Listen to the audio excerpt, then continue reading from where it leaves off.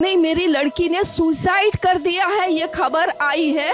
Parents जिनकी बच्ची 31 years old की ऐसी खत्म हो जाती है, उनको 3 घंटा खड़ा रखा और ये हाथ जोड़ती रही, माँ बाप हाथ जोड़ते रहे, हमें एक बार दिखाओ, हमारी बच्ची का मुंह एक बार दिखाओ। हमको नहीं दिखाया गया। और ये पापा dead body of the girl जिसके मुंह में खून था, फोटो खींच के लाके मुझे दिखाते हैं। शरीर में कोई कपड़ा नहीं था, पैर दोनों राइट एंगल में मिला गया, एक पाँव बेड के इस तरफ, एक पाँव बेड के इस तरफ मिला गया। आज इंडिपेंडेंस डे तो सब लोग मना रहे होंगे, बट क्या हमारी देश की महिलाएं बाहर आजादी से सच में घूम सकती हैं? तो ये कहानी है कोलकाता के आरजीकर मेडिकल कॉलेज की, जहां पर एक 31 ईयर ओल्ड लड़की अपना पीजी कंप्लीट कर रही थी एंड उसी दौरान वो हॉस्पिटल में रात के 2 बजे अपनी शिफ्ट कंप्लीट करके सोने जा रही थी। किन्हीं रीजनों से उसे एक प्राइवेट रूम नहीं मिल पाया सोने के लिए, तो वो एक हॉल में जाकर के सो गई एंड सुबह के 3 बजे उसके साथ कुछ ऐसा हादसा हुआ जिसको सुनकर आपके रोंगटे खड़े होने वाले हैं। उसी बीच एक आदमी उस मासूम लड़की को अकेला पाकर उसकी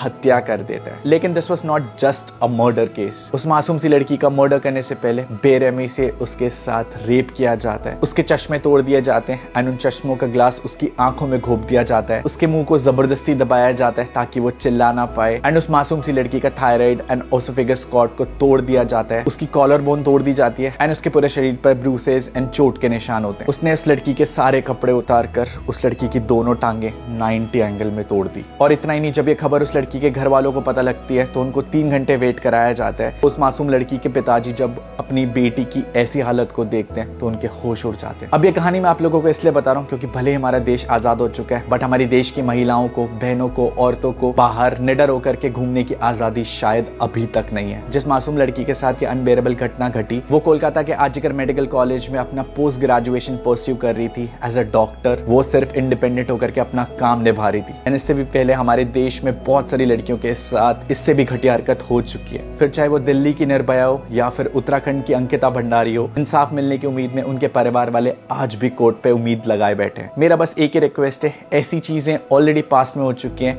एंड फ्यूचर में ये चीजें ना हो तो लॉ रेप्स के अगेंस्ट इंडिया में इतना स्ट्रिक्ट बनाया जाए कि किसी की भी रूह कांप जाए किसी लड़की के साथ ऐसा करने से पहले। I just want you to tag PM Narendra Modi sir and it's a request to him, ऐसे लोगों को ना पब्लिक में खड़े होकर के सीधा गोली मार दी जाए। We have all the console with the victim family and हम लोग इंसाफ दिला के रहेंगे। Tag PM Narendra Modi sir and hope उस मासूम लड़की और उसकी फैमिली को इंसाफ जल्दी मिले।